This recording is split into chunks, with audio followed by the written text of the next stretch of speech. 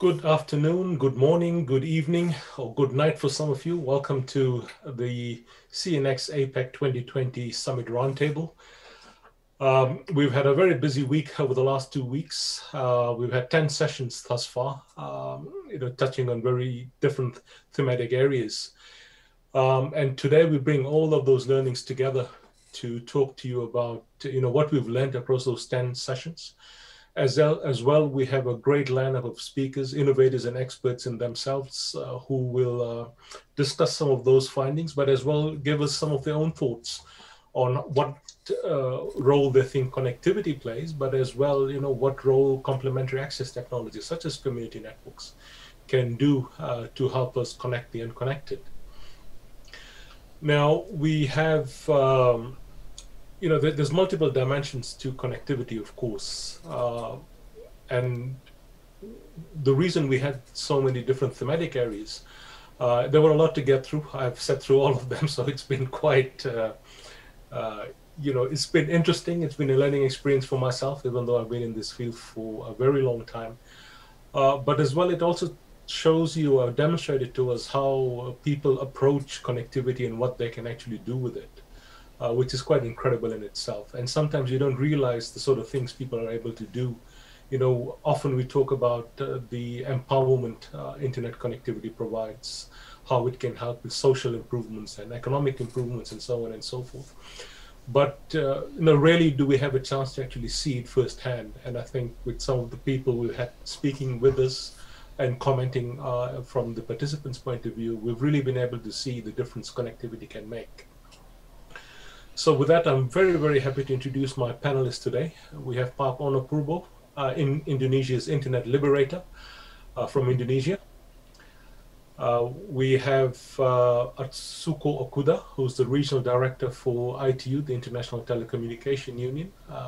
So she looks after the Asia and the Pacific, based out of Thailand, but from Japan originally.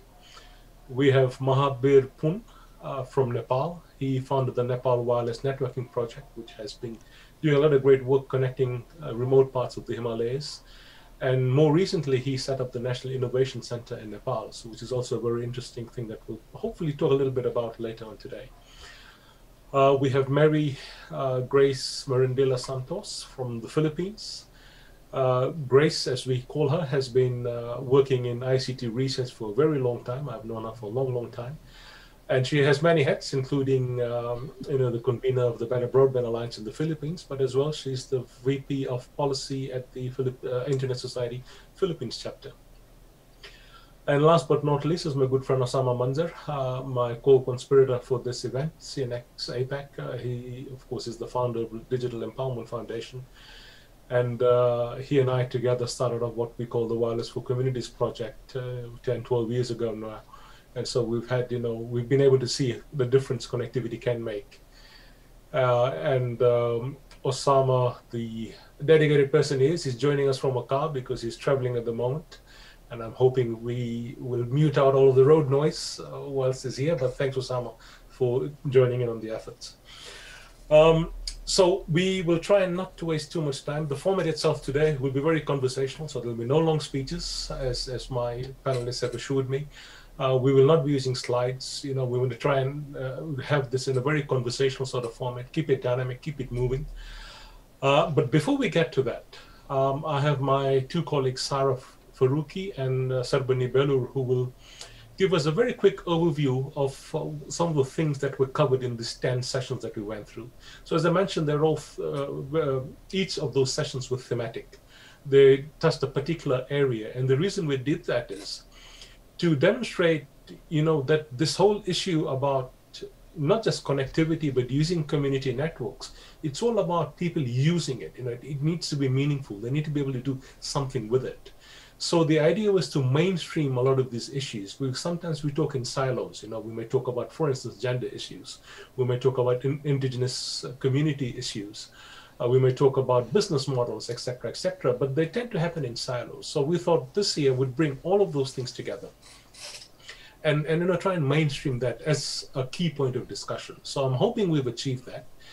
And we'll hear from, of course, Sarah and Sarbani shortly on each of those thematic areas. So with that very brief introduction, so Sarbani is, she's been with IIT Bombay, but as well she is the regional coordinator for APC in one of their community network projects. And Sarah, of course, is with the Digital Empowerment Foundation, and she's been quite instrumental in putting this event together with me. So let me begin, and by the looks of it, Sarbani, you will talk about session one? Yes. Okay, wonderful. So you could just introduce the theme of the session and the points you have. Yes. Thank you, everyone. And thank you, Raj. And hello, everyone. I'm Shabani. And I'll be giving you a brief outline about what have been the discussion points in each of the thematic areas that has been discussed over the past 2 weeks in CNX. So topic one was on community network models and best practices. Some of the things that came up in this discussion was that in many countries like Indonesia, the significance of the internet lies in playing a democratic role. However, in countries like India, licensing is a big issue. Even then one gets the license, regulation cost is very high, and there are many other binding regulatory factors alongside that inhibit the inhibit ISPs reach the last mile. GSM-based technology is a more viable option in rural areas and for making a model sustainable. And using low-cost routers and devices is crucial for community networks. The second session was in the same day. The second session was on access during the pandemic, saving democracy, citizenship, and education. The important points that came out of this session were having human rights is not enough. Digital rights are equally important. Community network development can be a solution to provide access to education, as well as providing information on COVID preventive measures. While implementing online education, one should take into account factors like pockets with no internet, no digital services, and the difficulty in using technology by teachers and students came out as one of the important things. Connectivity is necessary for timely dissemination of information with respect to the pandemic. Over to you, Sarah. Yeah. Hi, everyone. So the topic 3 was on policy and regulation for mass adoption of community networks. And some of the points that came across in this session were that community networks are playing a pivotal role in providing affordable internet to every community across geographies. And therefore, it is our collective responsibility to lower the barriers that go beyond just policy and regulation. The other point that emerged was that universal service funds can support forms of innovation and fund community networks, especially in locations where these are commercially non-viable. The fourth topic was on community networks as a model to fight misinformation and fake news. Here, the topics that the points that emerged were, the first one was that connectedness of community needs to be capitalized by community leaders on how every information that is passing through can be verified and not blindly believed, especially if we are to fight fake news. The second was that facts are important and the truth alone cannot be established without having these set of facts. And this is how democracies are getting into peril at the moment. It is also important to provide digital literacy so that people can identify misinformation, and we can not only rely on the government, it's our collective responsibility to advocate and educate people so that communities have skills to best utilize and leverage the internet. The last point was that we can use community networks to bring digital literacy into the community belts to fight fake news and misinformation. Over to you, Sarbani. Thank you, Sarah. Then on the third day, we had our two sessions that were organized. One was on gender-sensitive community networks, and therein we spoke about the concept of how gender is incorporated in the community networks, and the 4 points that emerged out of this session were there are other forms of gender identity that needs to be taken into account. It is just not men versus women, but there are other genders that needs to be taken into account. Access points are not taken into consideration with women's presence in rural areas.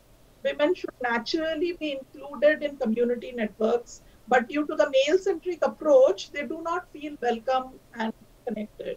And they are eventually they are left behind in the connectivity journey.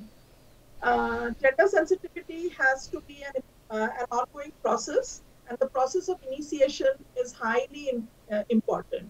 Women are not given opportunities to become experts as they haven't been included in the processes from the scratch. And in some communities and contexts, the cultural aspect, along with bridging the barriers of class and caste, need to be taken into account, which is very important for various contexts, like the cultural context of Asia. On the same day that this session was organized, there was another session that was on content, context, and community for community networks. In this session, the important points that came out from this session after the discussions were community networks should be owned by the community and for the community. Bringing external knowledge that is useful to locals through digital catalysts and platform is an important intervention for locals and for communities. And community networks can help promote local products, and that would help with economic empowerment. Some of the communities mentioned about this being a sustainable business model for them. Over to you, Sarah. Yeah, thanks, Urbani.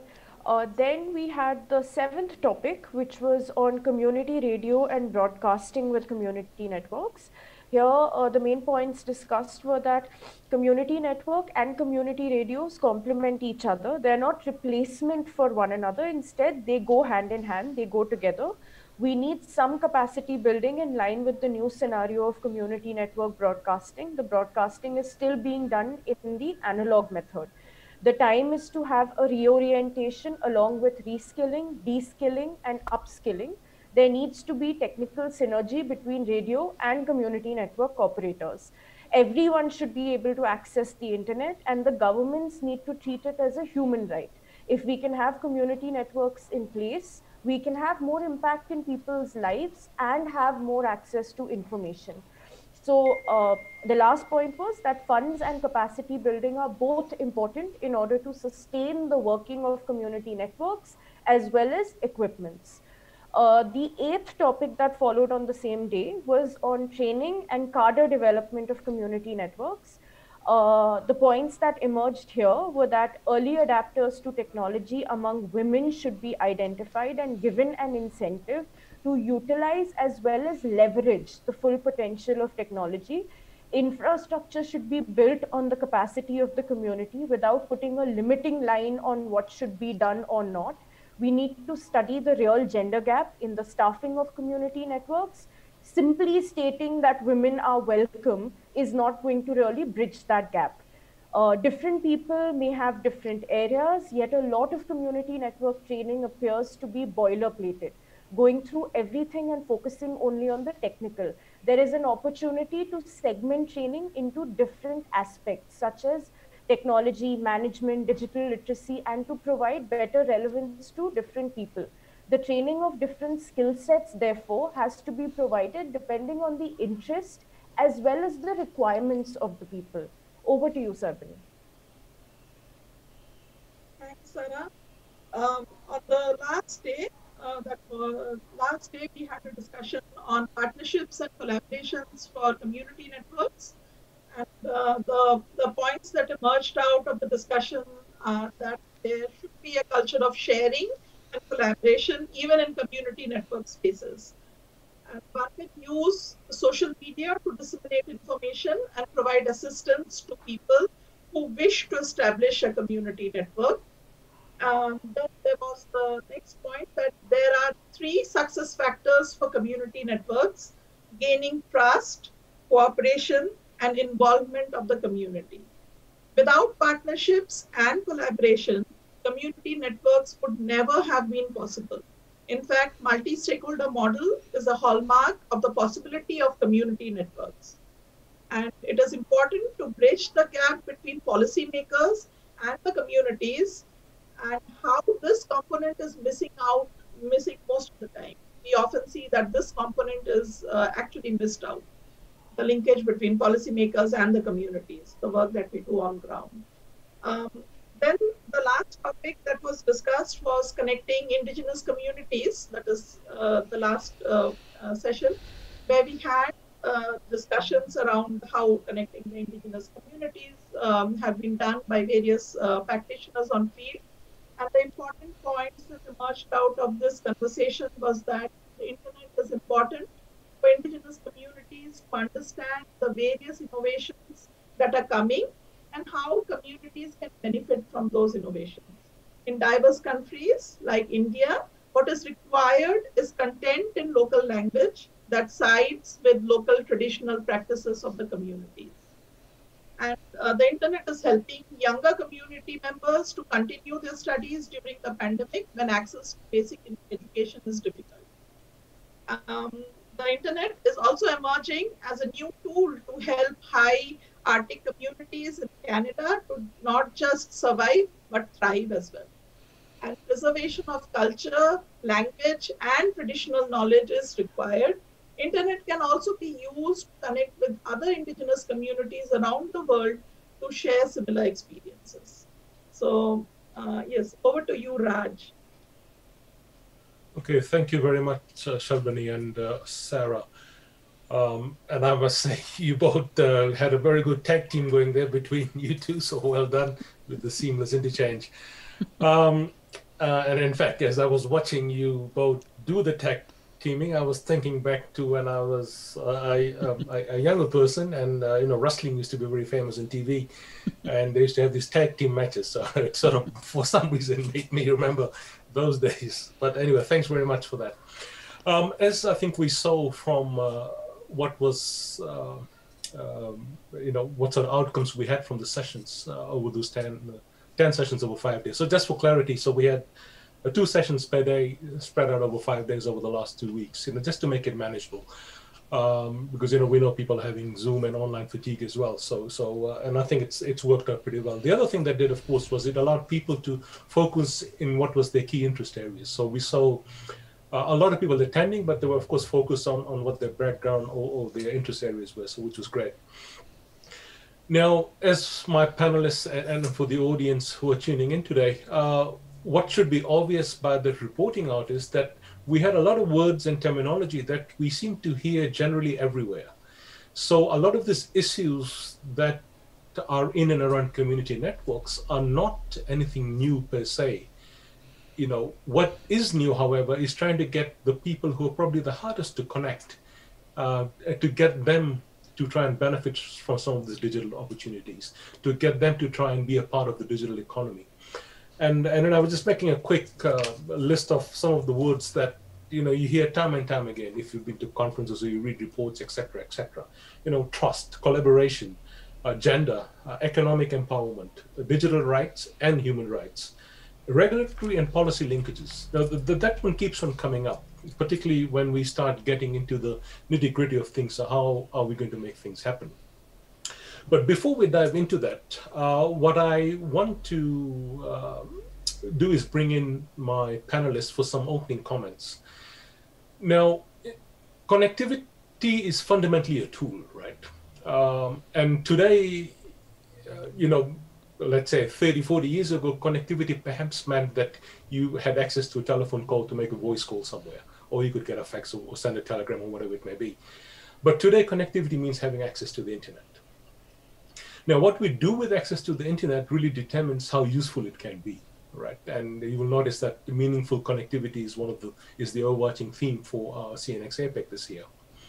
Now, once we have connectivity and we are able to figure out what we're going to do with it, how we leverage the internet and all the opportunities it provides, that helps shape our social and economic development. And of course, it helps empower us.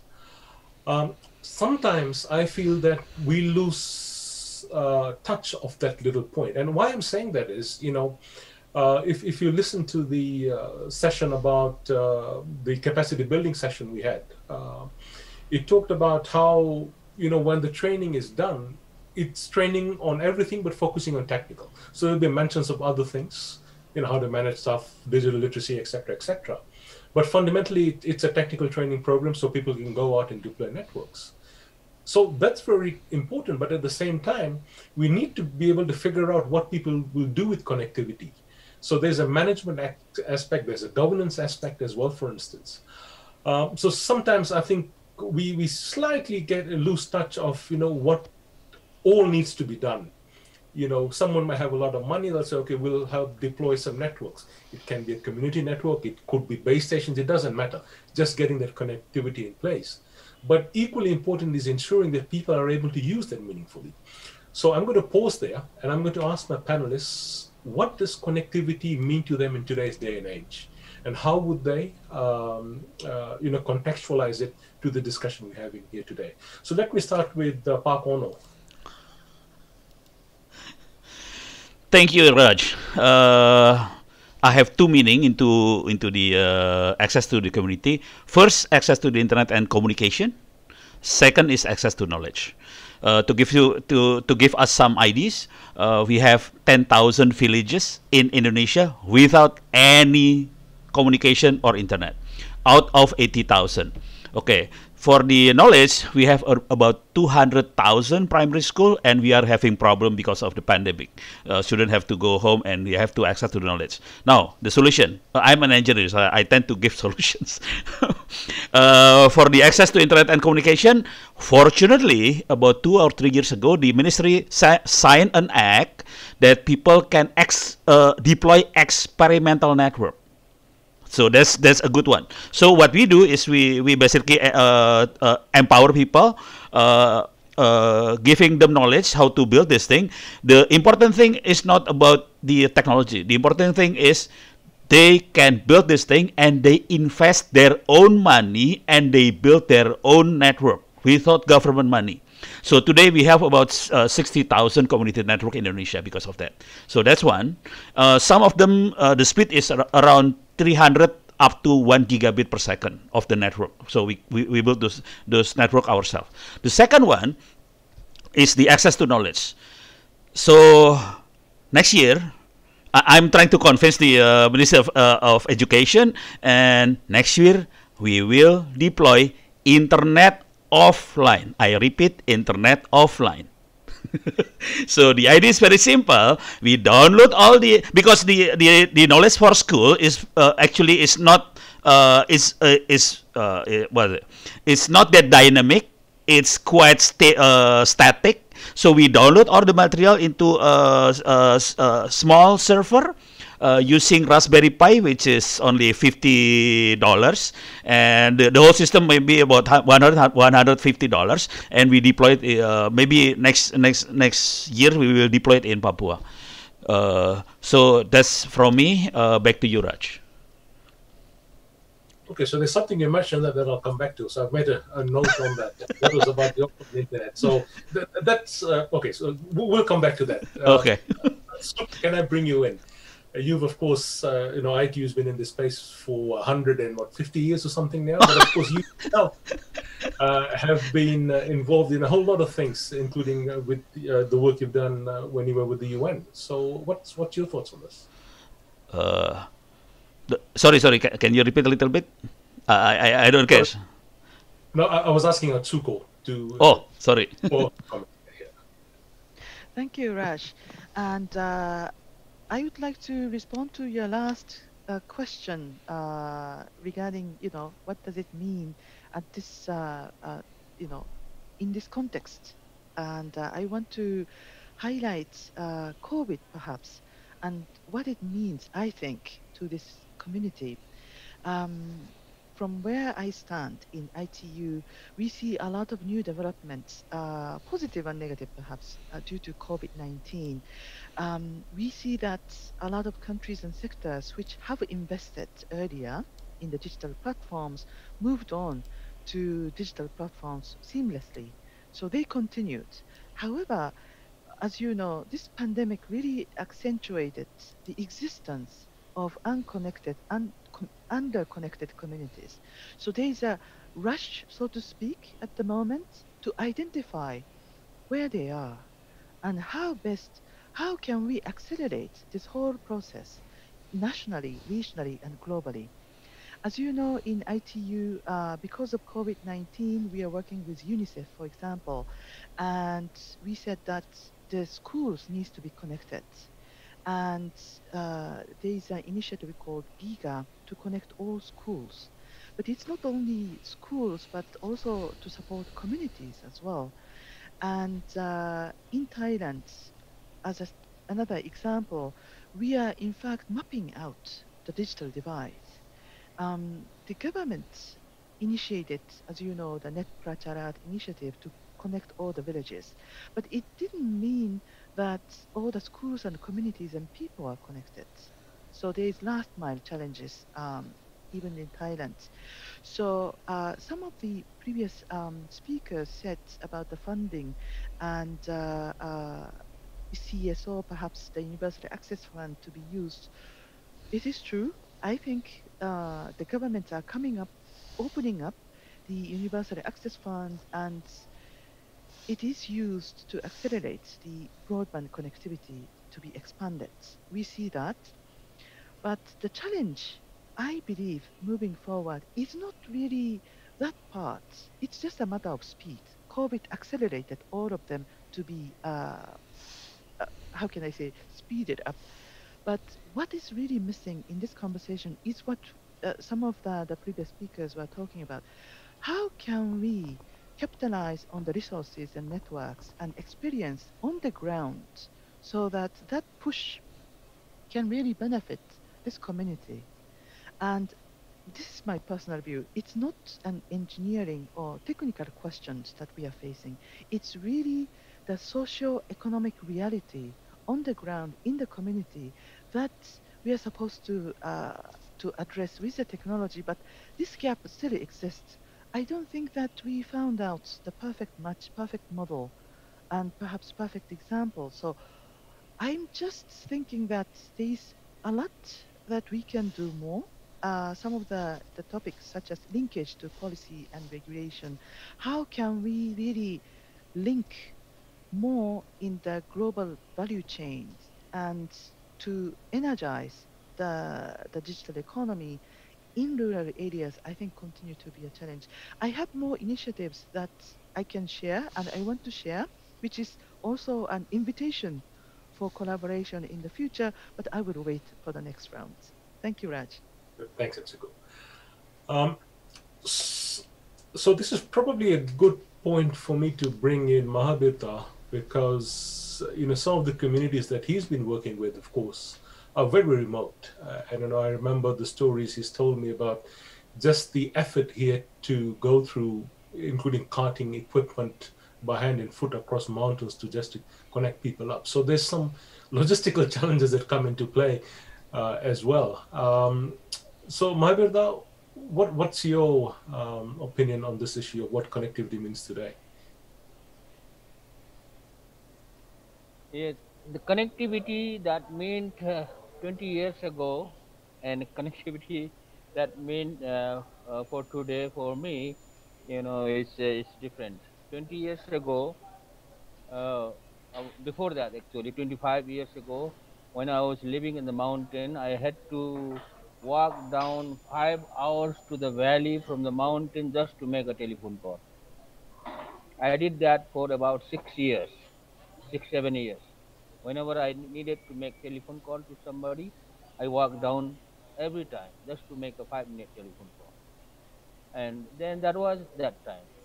Then, uh, then another thing I did is for almost 5 years, I had to travel one full day from the village to the nearest city where there was internet access to just to check my email. I did that once a month, you know, to make telephone call whenever I needed to make telephone call. I just walked down 5 hours down and to check my email for 5 years. I had to travel one full day to the nearest city and spend that a couple of days, and then go back again. So that time for me, connectivity means just to communicate with my friends uh, uh, through either through voice or through email. You know, so for me, connectivity means, I mean, we can uh, divide in two section. One is voice communication. Still there are a lot of villages around the world, remote villages that don't have a voice and means to communicate with voice. So the voice communication is needed. That's one thing for sharing ideas and for talking about different issues. Voice communication for remote areas or in poor countries. Then now, as for me, communication means also getting data or sharing data, because long time, I mean 20 years ago, I mean the internet was not that fast, and sharing big data was not possible. Sharing pictures, sharing videos, talking to each others like this we're doing today was not possible. you know but as the technology develop, so our requirement, our need is increasing. Sharing data on anything, sharing data for farmers, sharing data for students, teachers, doctors, and all the professionals. Everybody needs data. So communicate, so that is that means, this uh, so we are now, we need a broadband. So uh, connectivity now means, useful connectivity means we need a broadband internet or broadband system to get connected and to get data. So just voice is not enough now. So that's why for me, voice in the remote areas, in poor countries where people are living in the rural areas, I mean that uh, is voice communication, connectivity. And now as the technology is progressing, so we need data service that through the broadband service. And you make a good point about data, and it also strikes me that there's also this issue around how much data is enough data as well. So with that, let me go from Nepal to the Philippines. I've been a long-time visitor to the Philippines over many years, and like most Filipinos, I have also struggled with connectivity in the Philippines. So Grace, what's your view of connectivity? Thank you, Raj. Can I just say that I'm a big fan of the panelists who are here? Ono, actually, I met him when I was a junior researcher. I joined the training course of Learn Asia, and I met him, and he's been an inspiration ever since. So Raj, thank you for the question. As Atsuko mentioned earlier, I think COVID plays a huge role in how we define connectivity today. In the past, connectivity was a convenience for many Filipinos simply because we didn't have enough access to infrastructure. But today, I would say that connectivity can actually define an entire generation's development path. So I would like to zero in on the impact of connectivity on education. It can spell the difference between a student continuing her education or falling behind. The disruption brought about by COVID, as we know, has affected so many aspects in everyone's lives. And in the Philippines, it has actually put many people below the poverty line. There are actually reports of students in the country who have to climb mountains or stay up a tree for hours just to get a decent mobile signal, just so that they can continue to participate in their online learning. So this disruption, as you can imagine, is much, much worse in rural areas where people do not have connectivity. Just to put this into context, the Department of Education in the Philippines estimated that 52% of all public schools do not have access to any internet facilities.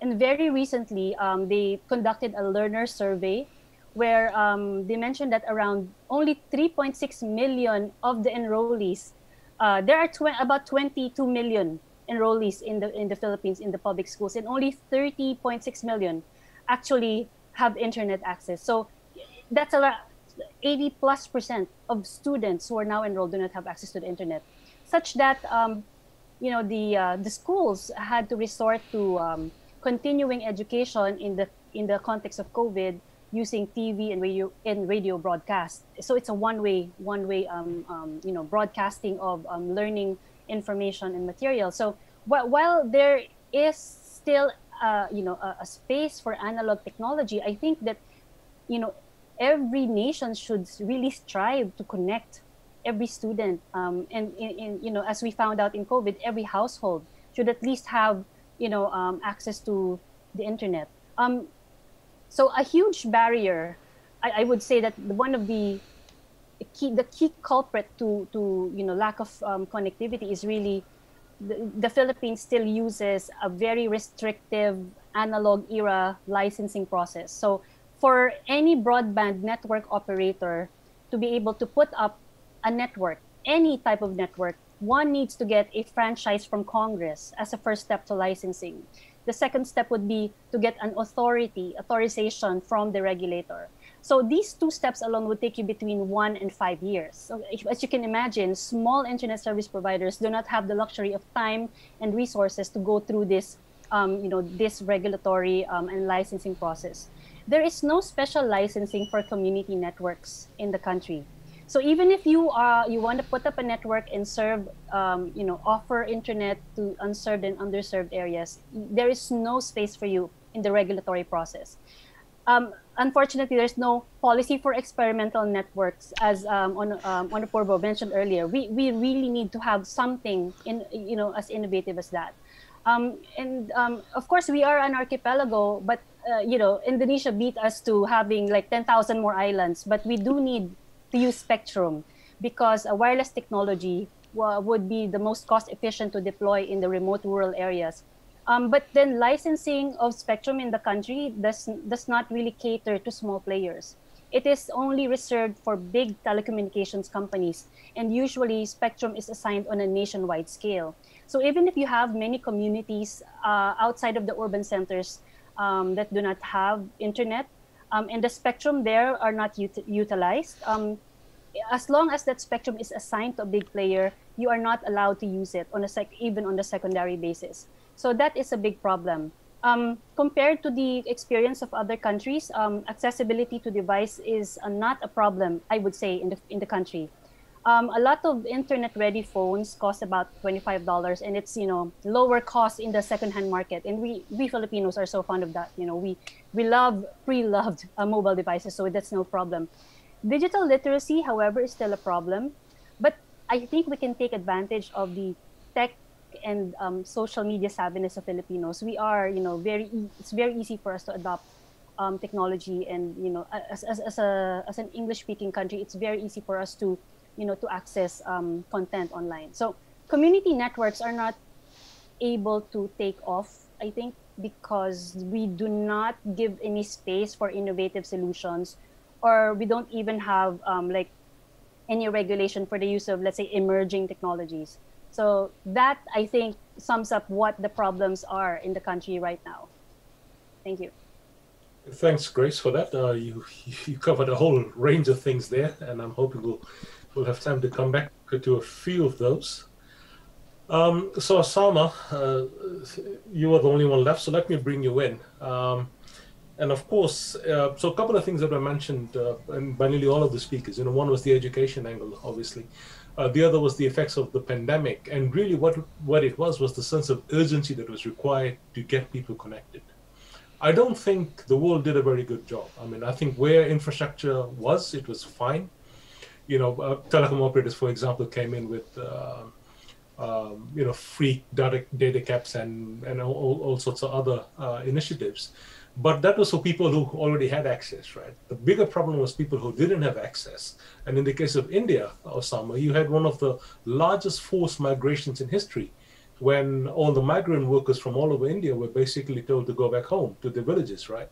And I saw the pictures on TV and read reports and all that. It was quite a distressing situation, right? So, I don't want you to focus just on that, but those people had the greatest need for connectivity because they didn't even know what was happening, right? They didn't know where to go for information.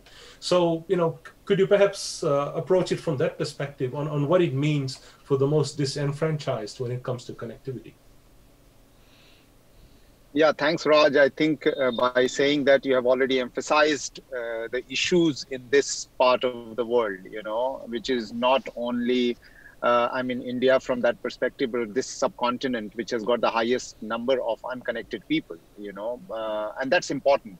And when you were asking question to highlight about what does connectivity means to all of us after 2.5 to 3 decades of connectivity, and when Mahabir ji highlighted how we have traveled from voice-based connectivity to data-based connectivity, we have certainly migrated to that entire. Before I say something, I want to first place my gratitude to the invention and the innovation that because of internet, we all are connected, we all are talking in this time of pandemic when we had nothing to rely upon.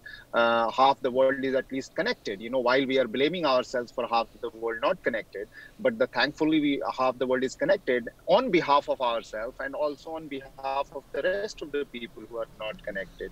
So putting that as a gratitude, but we have also reached to a situation where the connectivity means to all of us is that we are so dependent on connectivity that our life is almost meaningless, irrelevant, unconsidered, ignored if we are not connected. And we are seeing this. This person who is not connected is just not connected. The person, like you said, the person who is not connected in Indian condition, he may not have a food for the day because of biometric not working on real time and therefore his or her identification not matched. Like you said, it's not about migrants going from one city to other, but the point is that migrants didn't know where to go and where the food was available, where they could do a calling, where they could get connected to their family members saying that we are safe even though we are walking back home for thousands of kilometers, So that is when you realize that is the connectivity alternative to oxygen and food? Is that necessary? And if that is necessary, then it certainly bothers all of us that why it is not available to the rest of the people, or will it take another 30 years to make it available to the rest of the people, whether they are indigenous community living in remote areas who do not have affordability, right? Like Grace said, that, the main struggle is that even though there is a connectivity, I can't afford a mobile phone to be connected. So, according to me, I would say the meaning of connectivity today for me is I will categorize them unconnected, connected, meaningfully connected, and connected with constant buffering, So there is the whole community which is constantly being buffered. They don't know where they're coming or they're going, where the buffering is happening clockwise or anti-clockwise. And it so happens you're buffering right now. So they are connected in your data, in my 3.5 billion people, and when you are buffering, are you meaningful? Are you being considered? Are you relevant? Are you contextual?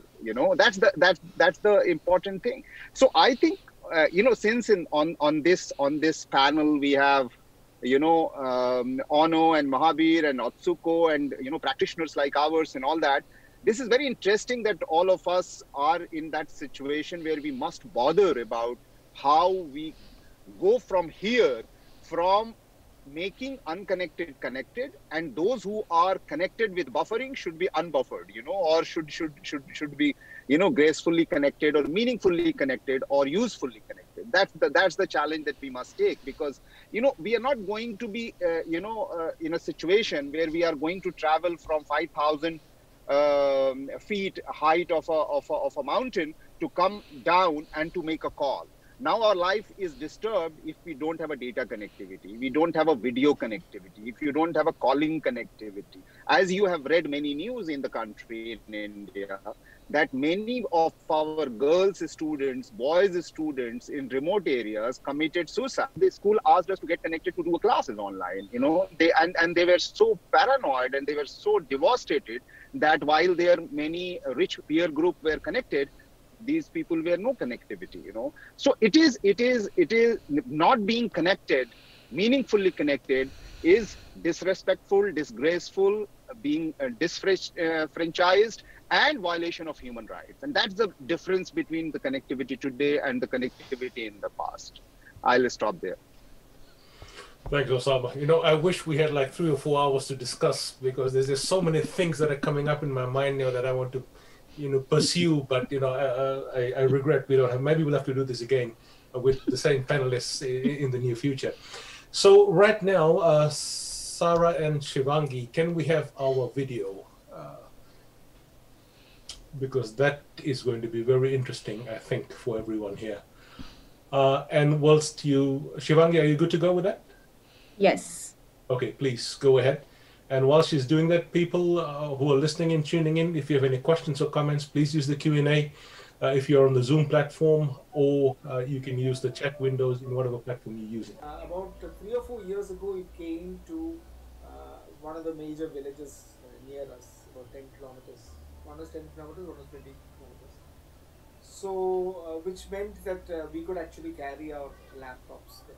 So we would carry our laptops, and we had there was a favorite tree of ours which we used to sit. So the thing is that by that time our organization had expanded, and you know, farming had started, the school had started. So all of them needed the email or to check the network, to send off something. So we would have a jeep, and everyone would jump into the jeep with their laptops, you know, 5 or 6 of us, and then go off to this village, sit under a tree, finish off all our emails, I think this thing and all, and then come back, you know, downloading, you know, checking whatever it is, and then coming back. Now when COVID happened, an entirely different thing happened, because now, especially for the farming unit and the craft unit,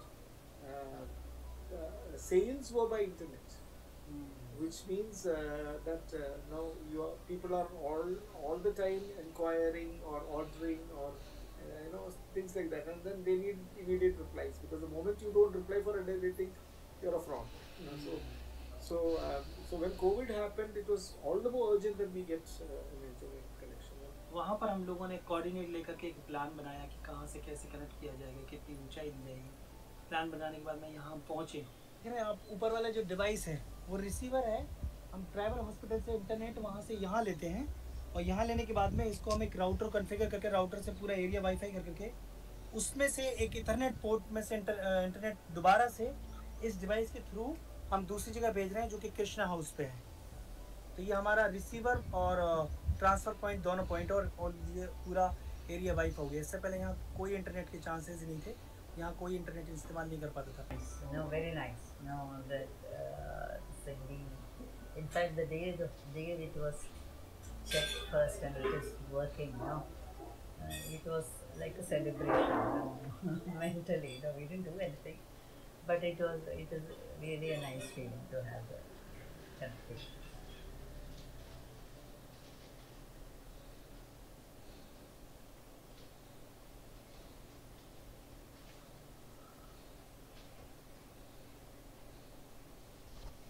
Okay, so I hope people will appreciate why I wanted to play that video. So just for context, that location you saw is the latest deployment that DEF and the Internet Society has done in India.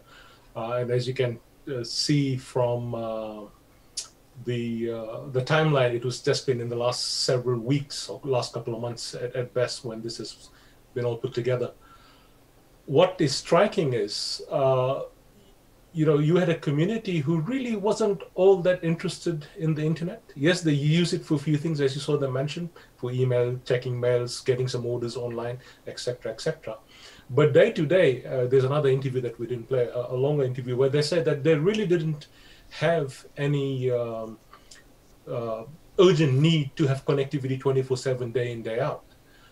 But when COVID hit, things completely changed. As you saw, the two people who run that organization there, it became critical because the things they produced in the village, they couldn't sell it anymore. And if they don't respond to a customer in time, it becomes problematic, right? So you can see there's a whole bunch of issues, a wide variety of dimensions that came into play. And it was just, fortuitous in some ways that we were able to help this particular community in setting it up. And the community that exists is for a tribal area in southern India. And you can see they run a hospital, they have a farming area, they have a craft center that they create things that, creative things that they sell, and there's some food items as well. So, it really goes to the whole point of, why connectivity is critical. And sometimes when people even say that connectivity is not all that important to me, they don't realize the wider implications of saying that. So, what I want is some very quick reactions from my panelists on what they thought of what they saw in that 2.5 minute video we just played. So let me start with you, Atsuko. Very quick comments, please. Thank you, Raj. I think that this video is very eye-opening. I think the new normal, we cannot go back to the pre-COVID time. That's what I think. As the interviewee, one of them said in the interview that if you don't respond quickly, right, you will be seen as maybe the customers will consider that as a fraud or not trustworthy. So I think fundamentally, the mentality and the way how they deal with the digital services and each other in the digital sphere may have changed. So now, of course, we consider us in the new normal, so to speak, but I think gradually we should think about new normal. What happens after we, let's say, get all vaccinated and we will go back to a more normal life, but it cannot be a life that we knew before COVID-19. And I think this is a challenge, that what does that look like to all of us, to all of this community? And I think we have to catch that wagon, which is going very fast. And I think we have to really strategize on catching up technologically and societally, and perhaps business and agriculture and government services, which all moved on, right, with the COVID and acceleration of the digital transformation. So I think this discussion, as Raj, you said, is very important, strategic and timely. And I think that now we have to really pool the resources and knowledge together so that we can also accelerate at the community level to get on to that the speed of digital transformation. Thank you. Thanks, Atsuko. I absolutely agree. Park Ono, I suppose a lot of things you saw in that video are things that you've also been doing yourself for a number of years, right? Yeah. After all, you liberated Indonesia's internet, as we like to say. So any quick thoughts on what you thought of the video and what would happen? I wish many of this country in Asia Pacific can share this kind of video among us and show to the government that the people have the capacity, the people have the knowledge, the people have the funding, they can fund the network themselves. We can build the network ourselves if they allow us. I'm really hoping if this can be organized, it can create force or big force to the government to change the regulation to be more pro people regulation and empowering the people to build our own network. And we can be like an example for the world that Asia Pacific can build their own network. Sorry, too big, I guess. I hope Oh not. no, big is good. If you don't aim high enough, you won't get that, I tell you. So wonderful. Um, Mahabirda, your thoughts? And again, you've done very similar work, of course. So it again wouldn't be anything new for you either. Yeah, when I saw the video, it reminds me of the days I was working in 2001 and 2002, 3, 4 during that time. It reminds me those days, you know. The good thing is that today we have, wireless devices here available everywhere and very cheap. When I started to build wireless network in 2001, the Wi-Fi routers were just coming.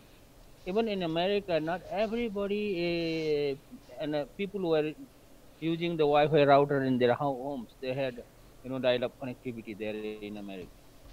So in 2001, I asked some of my friends in America for help to get some Wi-Fi routers. They sent me indoor Wi-Fi routers that had, the link that had this capacity to connect, maybe 50 feet. So using that routers, we tried to build a long range connectivity, and for that the problem was we didn't have uh, any antennas. So we had to build on home built antennas. We built a lot of different types of home built antennas and tested in different ranges. And finally, with the big dish antenna, we became able to make a link, 34-kilometer link with the indoor wireless router. So so it reminds me those days, and we were just putting those antennas that we built on the top of the trees, and trying to connect, increase the range from 5 kilometer, 10 kilometer, 15, 20, 30 kilometers. No, so we were doing like that. So now, I mean, we are still doing it, but we're glad that all these devices, much more powerful devices, are available off the shelves, and that's the way to go. Many people still don't believe that using these, especially the big companies, mm, don't believe that it is not possible to build community networks like in the villages that we saw, or in any rural areas. It is possible to bring internet using these routers from off the shelf. So so it is good that Osamaji and his team is doing this kind of things. I'm still doing it in the mountains, but now the mobile network is reaching in the rural areas more and more, and the voice service at least is available in about 80, 90, 85% of the rural areas, but still we have data service not available in about 50% of Nepal. So wherever data service is not available, I am still using that same kind of technology, with this more powerful routers and more powerful antennas are available, and the cost is very cheap. So that's the way to go. That's the way to bring internet and bridge this digital gap and in the rural areas, and that works actually. That works actually. So it's good to see that. Thank you. Thanks, Mahabirda. So, Grace, I'm going to bring you in here because we saw the video. We've heard from Park Ono previously. Mahabirda just said that the thing works. There's no doubt about that. We, ISOC and BEF ourselves, we've deployed over 150 of these in locations across South Asia. So we know the model works. We know the technology works. We know communities get empowered. But there still seems to be a whole lot of policy and regulatory issues in and around being able to do that. Now, you hinted at some of those when you were speaking earlier. So I just wanted to bring you in to speak a bit more to the policy and regulatory obstacles that we seem to have. Why is it that, and I don't know if you read all the reports, be it World Bank reports or ITU reports, everyone is saying that, broadband is critical for the future. We need to connect our people. If you do X amount of broadband deployment, X amount of GDP will grow, etc., etc., etc. But we still have the same problem. I remember some of the reports from 10, 15 years ago. The tech, maybe they've changed the year on the report and there's a new author, new picture, maybe different font, but, much of the fundamentals remain in those reports. So what is not happening? Why are we not getting there from a policy and regulatory perspective? I would say that I guess greed is still in the way. I dare say that. Many of the interests that influence policy and regulation are still very much, at play. And if we do not change the way we actually, use policy to benefit the people and not a few business interests, then there will be no change. But that being said, I would like to emphasize, of course, that there's a growing number of stakeholders in the Philippines that are pushing for reforms in the broadband policy. And when I say growing number, I do mean civil society, as well as business organizations, who are some of the, of course, the biggest consumers of broadband. So the poor connectivity doesn't only affect those in the countryside. It also affects even those who are already connected. And as Osama earlier mentioned, those who are connected are connected, but not in a very meaningful way, or not at a desirable a desirable level. So that video to me really shows that we need to use policy and regulation so that you provide connectivity in order to help the disadvantaged, those in the peripheries. And I think that any politician would want to use that. It's a powerful message that they are for connectivity, therefore they are pro people, as Onoporbo mentioned earlier. So it is also a way for people to, especially those who are connected for the first time, it's a way of telling the world that hey, we exist. So we need to find a way to use connectivity in order to give put a face in those statistics of people who are not connected. And that to me is a very powerful video there, where never before connected community is somehow now connected, and they're using the internet in ways that probably many of us did not imagine to be that useful. Thanks, Grace. So, Atsuka, I want to bring you in here because, obviously IQ does a lot of work with governments. You yourself have personally done a lot of work with governments. Now, we do know some governments have a very liberal approach to these things. Yet sometimes it feels the pace of change is slow. Now, that's not a new thing either. I come from the telecom world, not from the internet world. So, I went through the deregulation years in the 90s, for instance, where things was, being a telco in those days was not very comfortable, I can tell you that, because you just didn't know what was going to happen. So, I've seen both sides of the issue, right? But at the same time, we also know that, technology, we keep on saying it evolves rapidly. But sometimes most of the time, policy and regulation doesn't seem to cope with the pace of change, right? Yes, there's processes involved in protocols, etc., etc. But do you have some thoughts on how maybe some of that could be accelerated? Yes, thank you for this very important question. Now, I think COVID also affects how policy makers and regulators see their own roles. I think it's also evolving.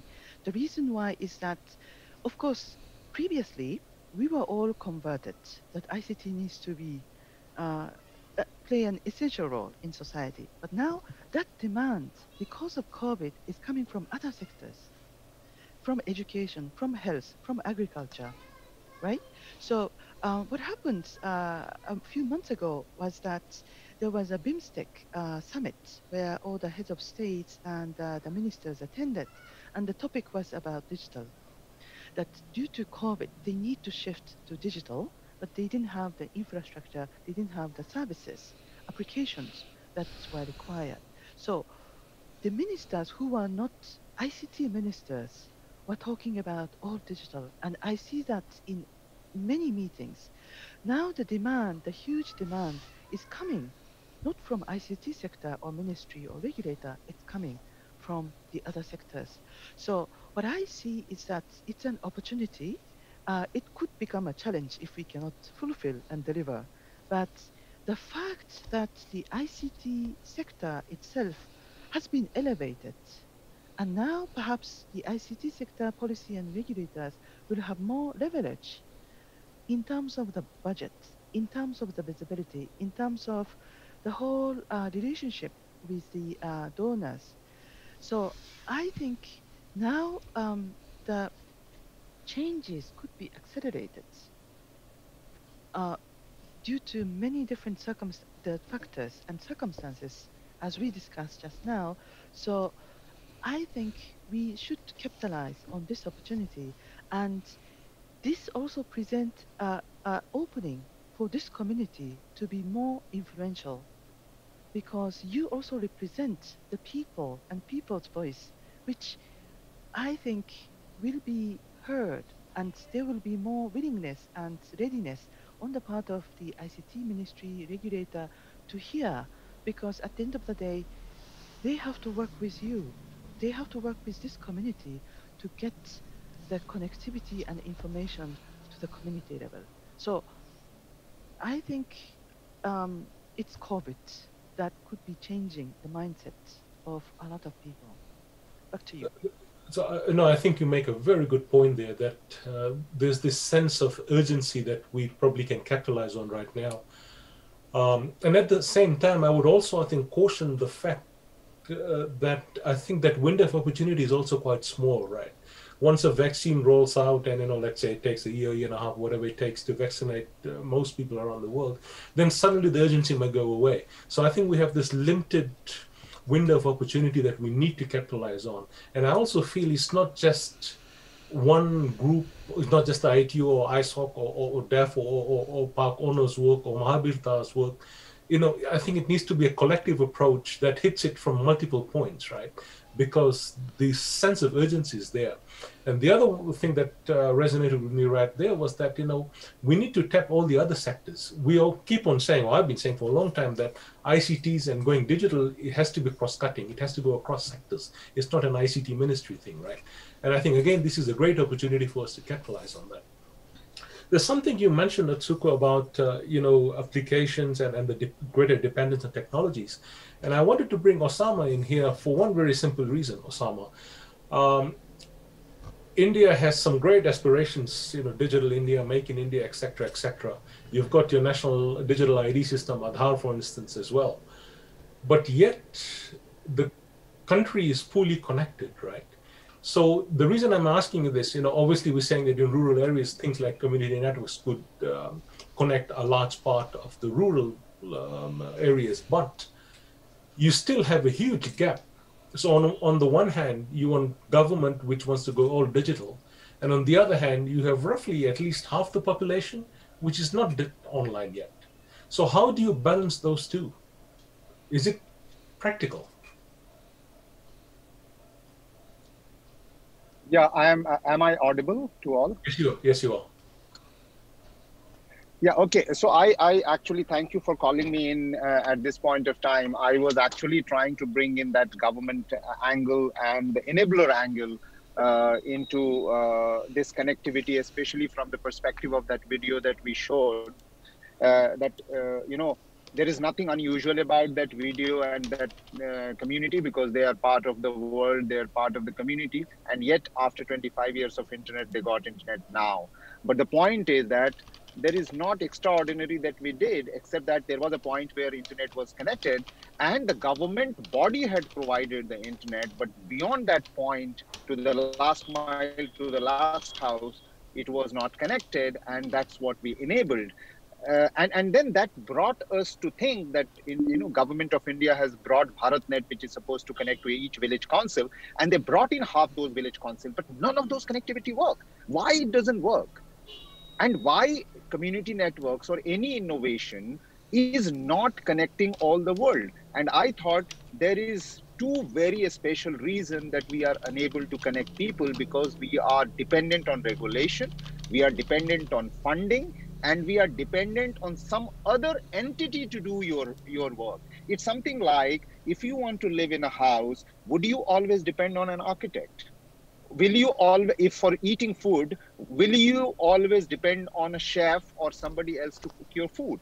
So why we have not been deregulated, unlicensed, and untechnologized the entire internet in such a way that everyone can take the responsibility without barrier to connect themselves from wherever they can. So, but because even today, even if I have a resources to connect myself, I cannot. I have to take license, Wi-Fi thing, which one is the allowed equipment, which is not allowed equipment, and all that. There should be only broad, big, brave, framework. If I'm building my house, I should just make sure that it doesn't fall on my head. That's it. If I'm eating food, I should not eat poisonous food. That's all. So when I'm connecting, I should not, violate, let's say, a surveillance system or whatever. I think the cross-border things or those kind of things. We should not be a panopticon or something like that. But just connecting should certainly become untechnologized, should become unregulated, unlicensed. Because at the end of it, I'm just connecting to connect people, connecting to my food, connecting to my requirement, connecting to talk to people, connecting to video, connecting to transform communication. I'm not a military agency that I'm trying to connect to kill someone or something like that. I just want to do my basics. Why should I be dependent on ISP or USP and USO fund and government or anybody? So my thought process is that unregularization, unlicensization, non-dependency on fund, and only dependency on capacity building and training, so that I know what equipment is required, I know how to connect, and that's it. So it should become household phenomena. It should become my daily necessities. That's how I would like to react and try to put in here. Thank you very much. So, the thing you mentioned about connectivity getting to the village council or panchayat level in India, it strikes me that, one of the things that I think a lot of us who've been deploying networks have struggled with is backhaul, right? So at least on paper, the backhaul seems to exist in India, but we haven't solved the last mile problem, right? And yet, even with all that in place and all that in play, we're still not getting there. So, Pak Onno, can I bring you in? Because you've had some fun over the years in Indonesia with all those sort of regulations and just getting on and doing things, right? So you want to share some thoughts on how you did it and where you think we should go from here for countries like the example to that? Okay, to give you some example, we actually building a wireless backhaul for about 300 kilometers and its operation. But I will not talk about this. I will talk more on the strategic level. I think I admire what Osama said. Really, seriously. I think we need to change our mindset. Yes, if we want to connect to the internet, the government will go and regulate. If we want to have a private network, not a public network, then the regulation is not access. That's the key. That's our way actually. We are building private network in Indonesia. The community network is private network. From the school to the student, it's a private network. It's not a public network. We connect the surrounding houses. It's a private network. It's not a public network. So we use that kind of approach actually to overcome the regulation problem. So Indonesian is a little bit tricky people sometimes. So we see the hole. Oh, okay, this is the hole. So we use that hole to build the network. That's how we build things. If we go for public network, forget it. The government will kill us. So we go to private networks. So that's one, the mindset. The second one is the strategy to win the war. Okay, we have three options actually. First, we have the power. We have the government have the power. We don't have the power as people. Second, we have money. We don't have money. So we have to have people. So we use people power. How can we build people power? We educate, we empower people. Then we build the people power. It's, to be honest, it's not enough. The three is not enough. When we liberate 2.4 gigahertz Wi-Fi frequency in Indonesia, we need outsider international communities to acknowledge our work. So like you guys inviting me, that's really actually like acknowledgement for us, for Indonesians. You actually creating pressure for Indonesians that what we do in Indonesia is acknowledged by you guys. And that's actually creating a big pressure to the government. Look, Indonesian government, the Indonesian community network is acknowledged by Raj, by DEF, by Internet Society. Then the government will think, oh, okay, our people is not that bad, actually. We need to change the regulation. So we need to be a little bit tricky on that one. Sorry, Indonesian is tricky, guys. Back to you, Raj. Terima kasih, Pak Ono. That was good, actually. And I particularly like your pressure idea as well. Indeed. So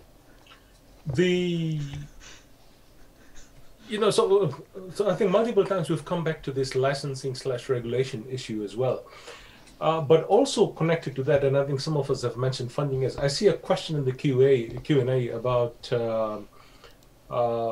what sort of strategies can we use from the funding perspective? So there's multiple sides to the funding, right? One is the actual capital expenses required to deploy the network. Then you've got the operations and maintenance that go with it.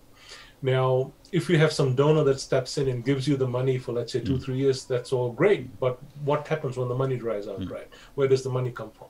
Now, there have been some innovative solutions that we've come up with, in some of the work that we've done. The community actually generates income from the network, so that's one way to pay for it. But that is not always the case everywhere. So, Mahabirta, can I bring you in?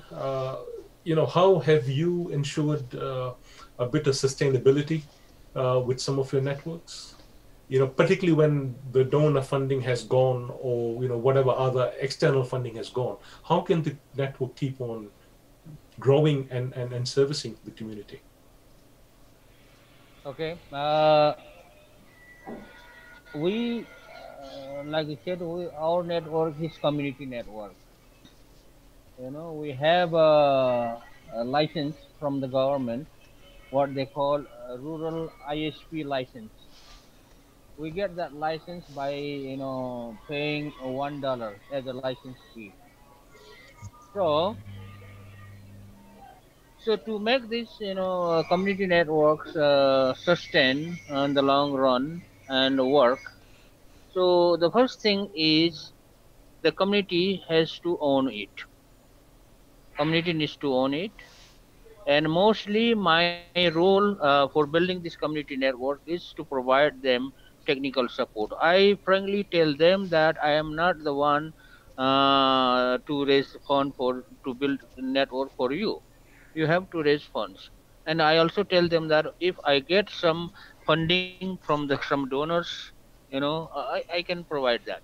So that's why from the very beginning, I make this community aware that, they have to take over it, they have to maintain it.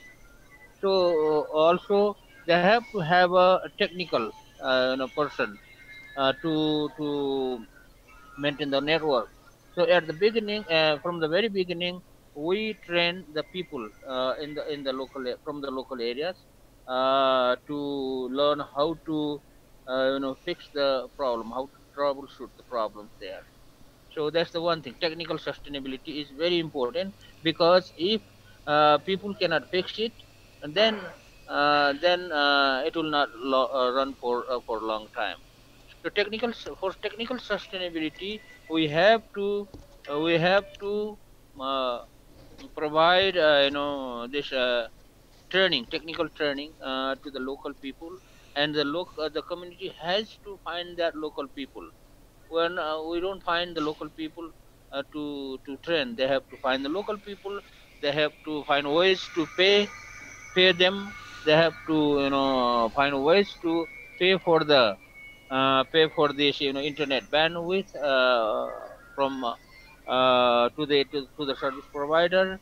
And also they have to find ways to fix the problem. For example, if lightning strikes the the devices, and break it, they have to do that. So to do that, we have to do a lot of capacity building things, capacity building trainings, not uh, like once or two times a year, whenever it is needed. Our wireless networking project, they provide capacity building training whenever they need. uh, and also the community, they have to make money. They have to make money to pay for the operation and maintenance costs first, uh, and pay for the internet bandwidth cost. And uh, that's their role. And our role, my role, or our project's role, is to provide them technical support. If you know they have a huge big problem, technical problem, it's only then. So community must be involved. Without their involvement, it is not possible to make this community network running for a long time. I have some examples of like that.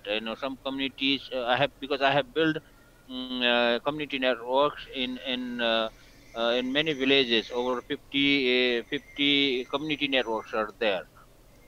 So some of those community networks that we build didn't work because the community were not, ready to do that. They didn't maintain it. They didn't find ways to keep it running. They didn't work hard. So they were not serious about building and maintaining it. But those community networks that where the community have and taken all the responsibility, and it's working very well. And so that's my experience now.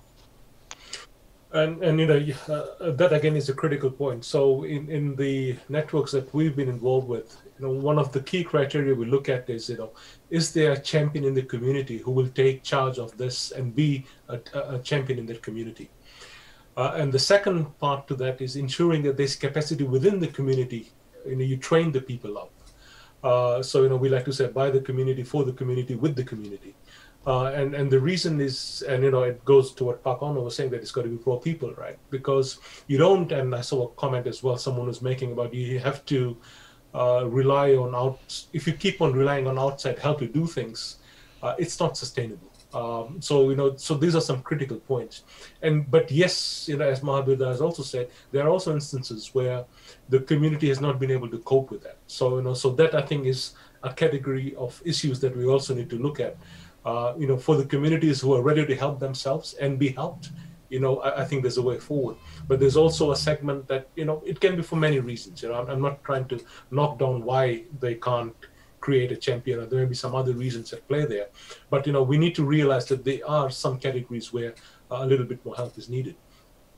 Now, one other thing that I wanted to, and we sort of touched upon it earlier, was this issue about USO's Universal Service Obligation or Universal Service Funds.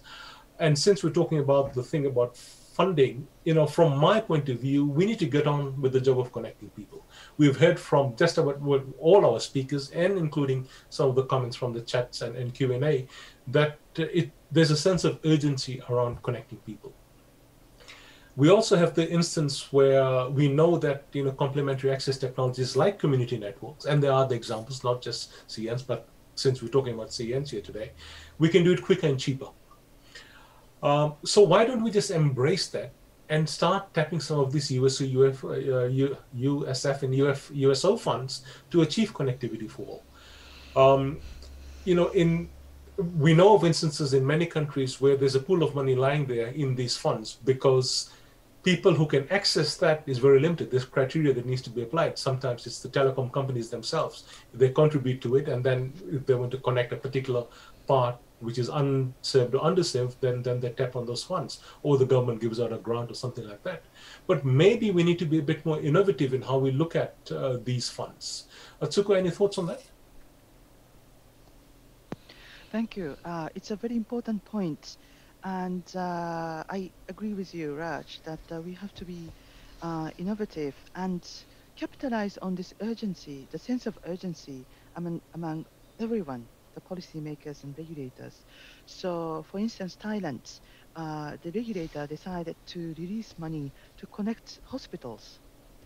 And I believe that Pakistan released the fund to expand the broadband, the broadband networks within the country, so the speed is 3 or 5 times faster than before. So there will be opportunities. However, as you know, the criteria wouldn't be easy. It's the objective of the fund is sometimes narrow depending on the country, and accessing it could be challenging. It may take some time, and there may be additional requirements.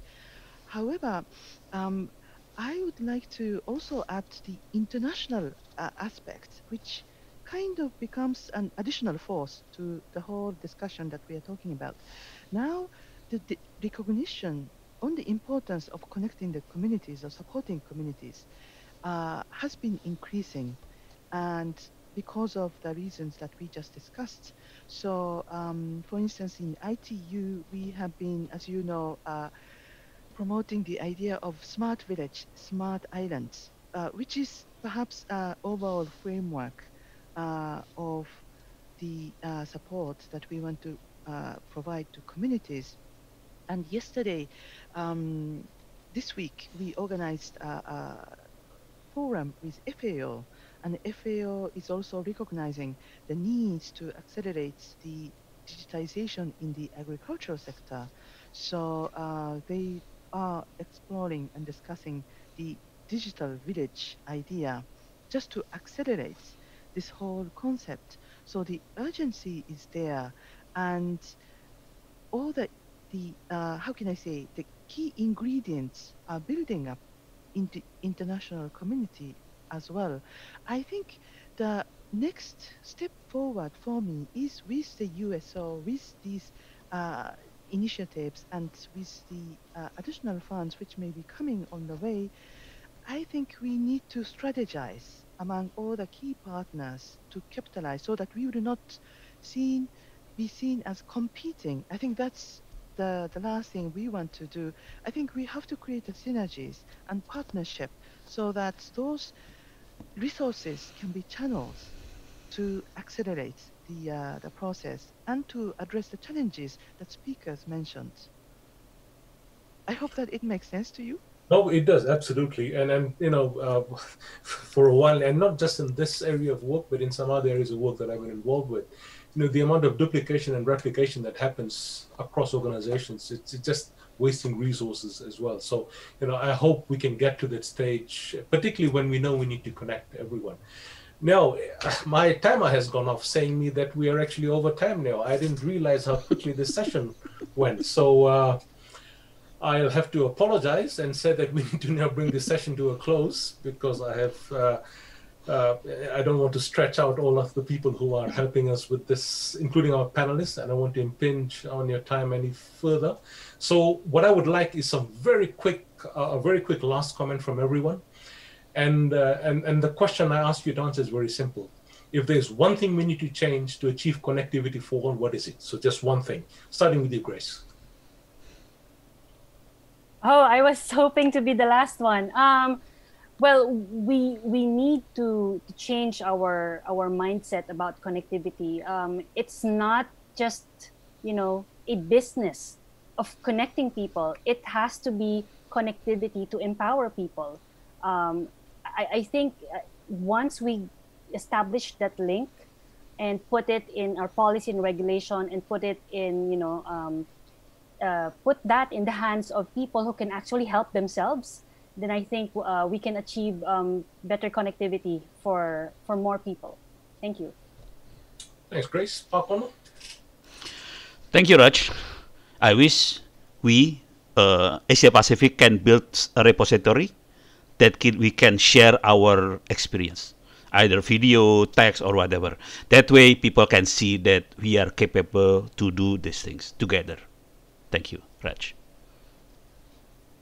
Thank you so much. Mahabirta? Yeah, for me, the technology, the hardware, software is increasing, developing very fast pace. So what I like to see is the content side more than in content side, because even if we bring connectivity and connect people with the internet or with any other data, we don't have in most of these poor countries, we don't have enough data that is in their own language. So I would like to focus on more data and also the services, because for those people living in the urban areas, there are a lot of services available, but for the people living in the remote areas, in poor countries, poor communities, they don't have data or the contents that is useful for them. So I would like to focus more on that and do some innovations how to find how we can do that. Okay, wonderful. Atsuko? Thank you. Joining hands. Of course, connecting the dots between the community as well as and the policymakers and regulators, but I think we need to join hands with other sectors. Health, education, agriculture, business. I think the more ideas and support may come from these outside communities as well. Thank you. Wonderful. Osama, my traveling friend. Yeah, thank you very much. The good thing is that internet is working while I have traveled in the last 1.5 hours, at least 100 kilometers. So I think that should be the statement. Why not? The internet is so seamlessly available to everyone, where it becomes a necessity. So I would say it should not be a privilege, it should not be an entitlement, it should not be a right, it should be a necessity like oxygen and water. And rather than saying internet for all, if it is not happening, all for internet. Okay, wonderful. All for internet. Well, we are a few minutes over time, so I'm going to end it here. It's been an absolute pleasure to having all my panelists. Thank you so very much. And, it also strikes me that I think we had a very insightful session, and it just happened. I saw someone writing insightful in the chat window as well. I hope everyone realizes we covered a wide range of issues, and we actually went quite deep into some of them as well. And that, I think, that shows that, this range of issues that we need to deal with. So, I have multiple takeaways from this session, but the one that I think is the most striking for me is that there's a need for urgency to connect people. We have a small window of opportunity. I hate to say it, but thanks to COVID, we have this small window of opportunity that I think we should leverage as much as we can.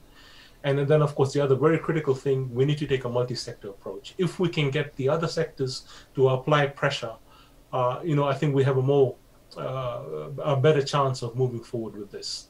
So I hope everyone really enjoyed this. It's been a great 2 weeks with all the sessions. All of these sessions will be archived on archive.org as well as live stream. So please do consider reviewing them when you have time.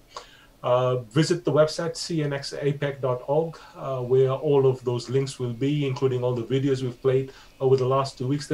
So we played one video today, but every day we've been playing 3 or 4 videos in a segment we call Voices from the Community. So you actually hear from people on the ground on what they've been doing, and they've come from all over the world. From Indonesia, from South America, from Africa, from all over around the world. We collected these videos. And just to give you that human touch on, what is the difference we are making when we deploy connectivity? Because it's not just deploying connectivity, it's what people do with it that matters. So with that, thank you very much. I hope everyone's enjoyed this. Have a good weekend ahead, and please stay connected with us, internetsociety.org, and we look forward to seeing you again very soon. Thanks to all the team who put this together, to my good friend Jolie, who's always doing a lot of hard work in ensuring that we simulcast across various platforms. Much appreciated, Jolie. We really appreciate all the efforts you put in. And of course, from my team involved with me here today, the deaf team, thanks very much. And Osama, you're smiling. You want to say something? No, I say thank you very much. It was really, really insightful and a lot of fun, actually. Yeah. This is going to be a lot of value when we segregate all your videos and comments in a different way and propagate on social media, and hopefully that will create an impact. Wonderful. And I hope we can do this all again to my panelists. So with that, thank you very much and see you again soon. Cheers. Thank you, Raj. Thank you, Grace. Otsuko, Osama, Mahabir, thank you. Thank you, Anno. Thank you, Mahabir. Thank you, Grace. Thank you, Atsuko. Okay. Thank you. Thanks a lot. Thanks a lot. Thanks a lot. Yeah. Bye-bye. Bye-bye. Bye. Stay safe. Yeah. Bye-bye. Stay safe. Yes. Thank you. Bye-bye.